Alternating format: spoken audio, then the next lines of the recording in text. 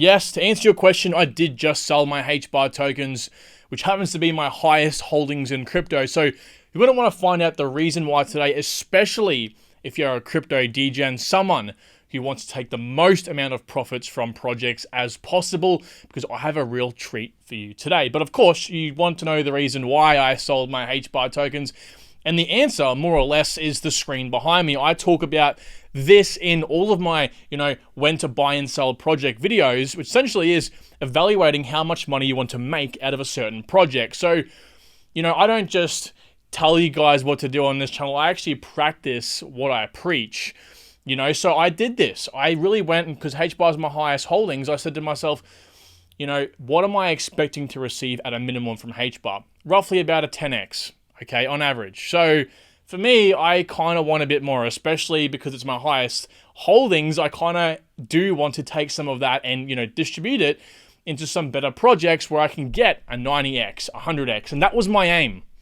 I want to get as high as possible, the highest upside with as little risk as I possibly can get, not just the 10x from Hedera. So what did I do? Well, of course, I did something that I try to preach a lot over here, which is trying to evaluate where the potential market cap of the project will go. You guys normally know I like to predict it against the global market cap. Well, in this case, I'm predicting finding a potential project that will benefit from Hedera going up in price. Now, if you know my price predictions on HBAR, the very, very, very max price I see it going to, the market cap at least, is $200 billion at the 2025-2026 all-time high bull market, which is represented by the blue line.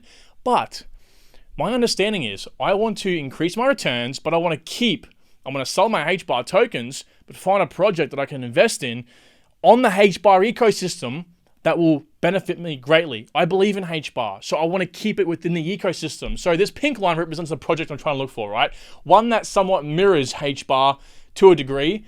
And what projects do this off the rip? What projects kind of look at benefiting from the growth of its underlying infrastructure? Well, lots of projects can go up and down because of narratives, but there is one particular type of project that does mirror the layer 1 ecosystem, as long as it's not interoperable, as long as it's native, which is what I'm trying to look for. And that is, of course, DEXs. So as you can see on screen, a DEX will typically follow the price of its infrastructure network, like Trader Joe does here with AVAX.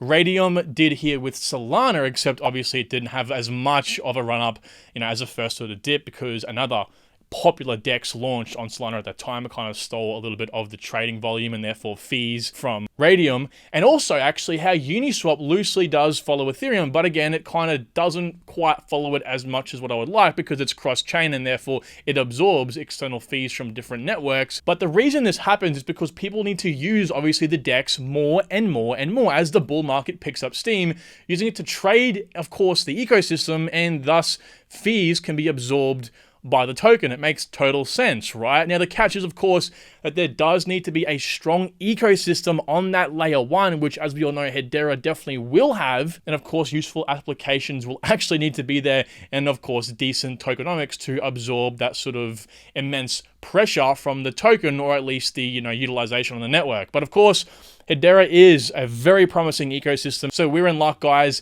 as it's only just going to get better and better. So knowing this, of course, I thought to myself, well, I can afford to take some of my HBAR out, right? I currently hold here or there around 200,000 HBAR tokens, right? Just a bit under. So this is spread on 100% of my portfolio. Well, I decided to sell 5,500 HBAR, which is only $300. That's not much, right? Even at these prices, I can kind of live that. So it's about 2.7% of my total portfolio, right? Next to nothing. But essentially, it's speculation money, right? I'm happy to make a bit of a risky play here because it is my largest holding. I can afford to kind of do this, right? It's not as crazy as what you might seem. So what I did was identify which of the DEXs on HBAR can perform the best, right? And we're not just looking for best performing right now. Anyone can hedge into a best performing asset class or project right now. We need to look into the future, into 2025, and what's going to ramp up the most. So here's kind of our options. We've got Healy Swap, we've got Sources Swap, we've got Pangolin, we've got these two that I don't even know their names, right? Obviously, I haven't picked those. So again, we're trying to look for native to Hedera because we want to obviously benefit the most from the Hedera ecosystem, of course.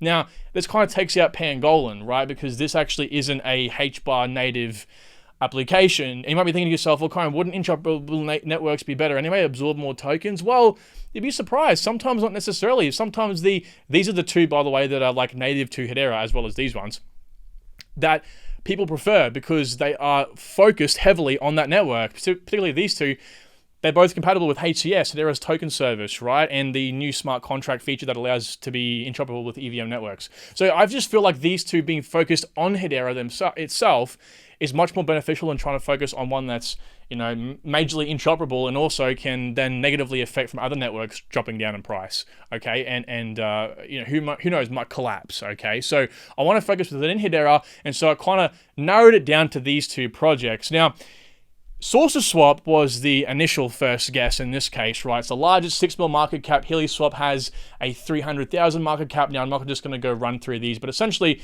it's a 17x more in terms of market cap, yet the TVL, right, is only 9x more.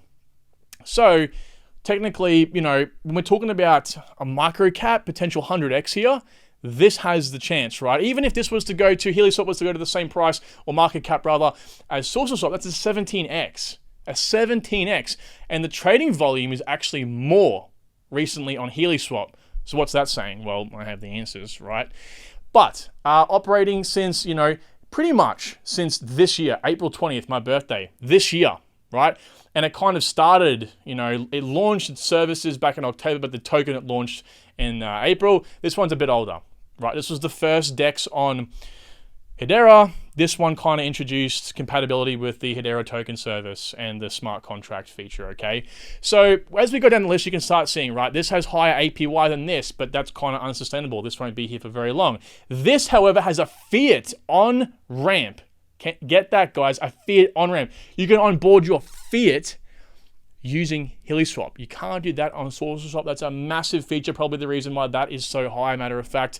Now, the fees are pretty much the same. I feel like SaucerSwap does have a better feature here. As far as I could understand, at least, HeliSwap haven't disclosed the exact figures on this. I could be wrong, but from what I gathered, they only gave the 0.3% of every single transaction back into the LP pools to pay the LP providers, whereas these guys actually gave 0.05% to buyback. So they're taking those tokens out of circulation. So I technically do prefer this.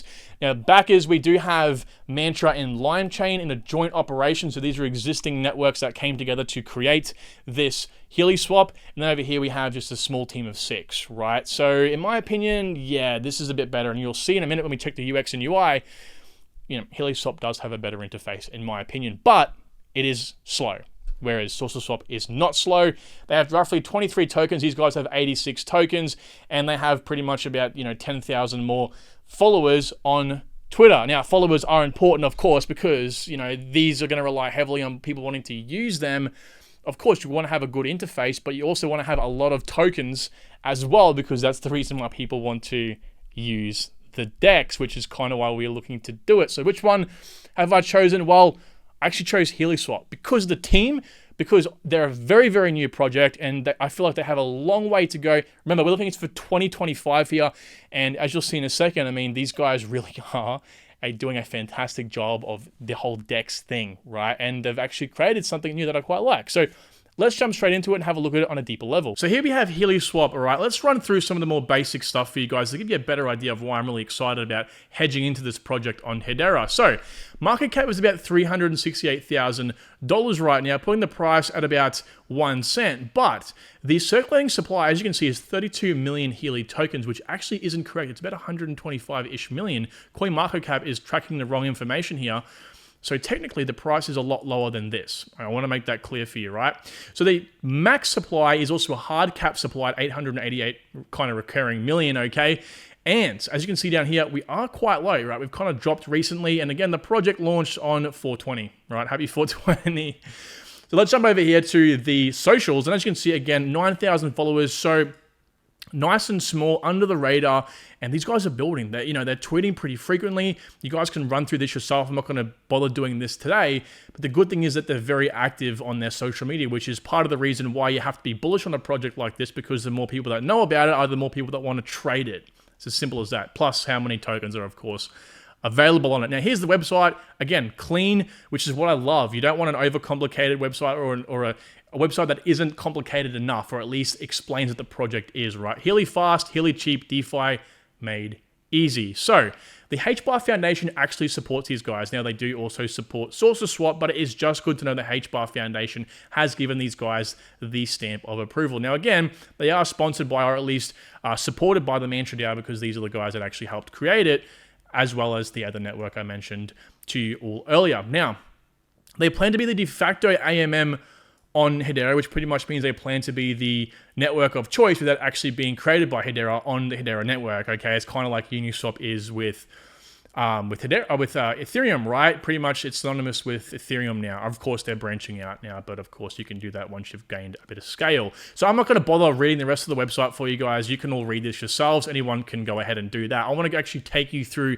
a little bit more about what this project actually is and what I'm excited about. Now, there's two main features that I'm really bullish on that other dexes don't have. One is this. It's their lock drop, okay? So they recently did their own lock drop. It's essentially where they gave a portion of their total distribution, about 20 million Healy tokens, as you can see here, and they said they needed to bootstrap their own network or their own liquidity pool. So they said, hey, community, we've got 20 million Healy tokens to give out to you guys. We need you guys to sacrifice some HBAR. So the community banded together and I think bonded about 15 million HBAR tokens, and so they distributed proportionate amounts of Healy tokens to those people, locked that into a liquidity pool to obviously, again, bootstrap their own liquidity pool, which of course then allowed users to get cheaper swaps. Obviously, the deeper the liquidity pool, the more accurate the price in the swaps. And ultimately, these people, for kind of temporarily bonding their HBAR tokens, got free Healy tokens, which they could, after a certain period of time, unlock them. Therefore, it's essentially an airdrop. So very, very important that I mention this, because they're actually planning to do this or offer this to other networks as well. It's like this lock drop feature where,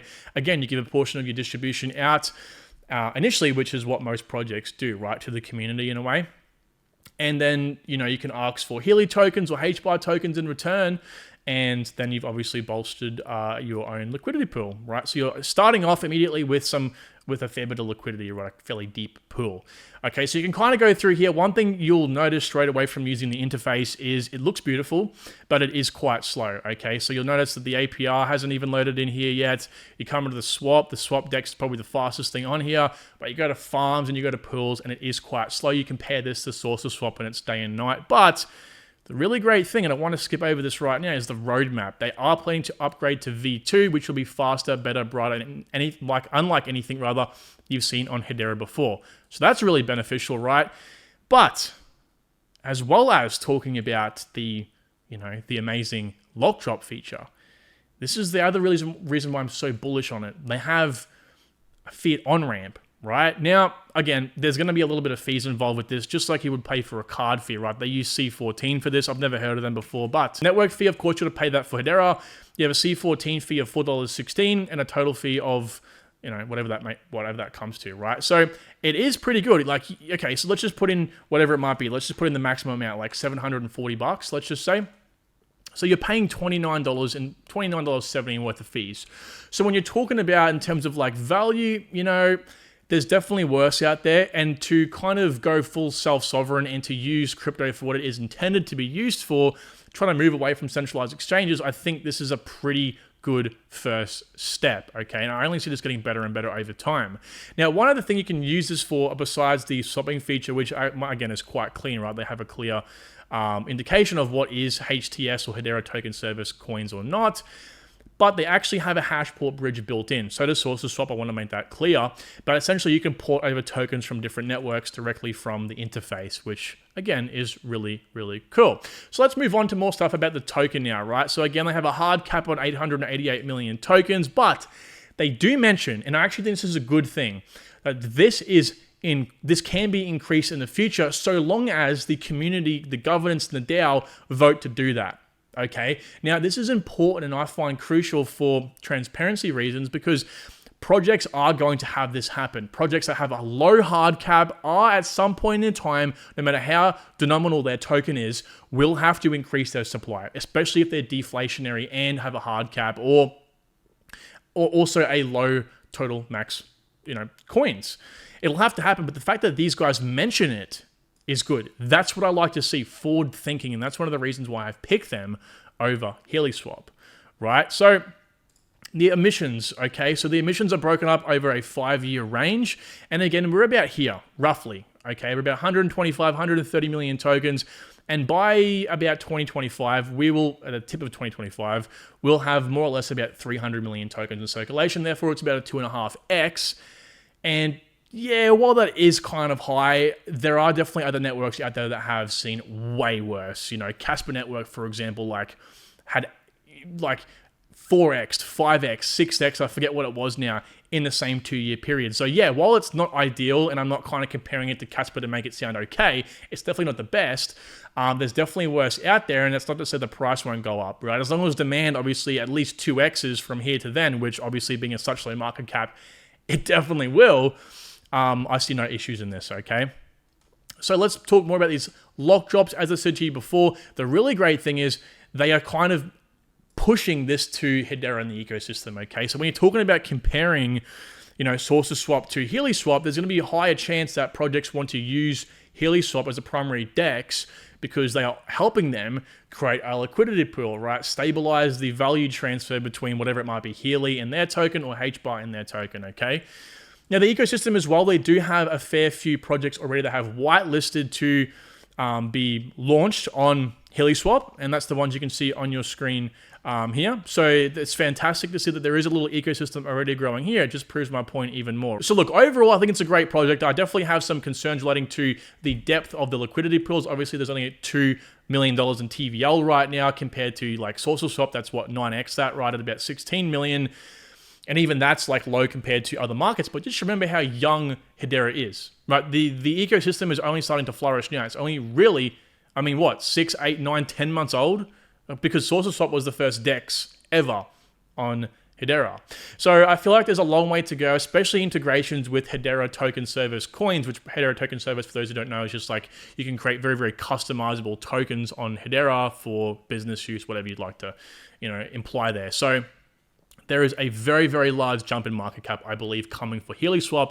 And so I'm kind of taking advantage of that. Lots of things are adding up here, especially the idea of the protocol and the team. So again, I'm just going to hedge into it. Why the hell not? Hopefully you guys have enjoyed today's video. Please leave a like if you have. Subscribe for more of these types of videos. And I look forward to talking to you all soon. All right, guys.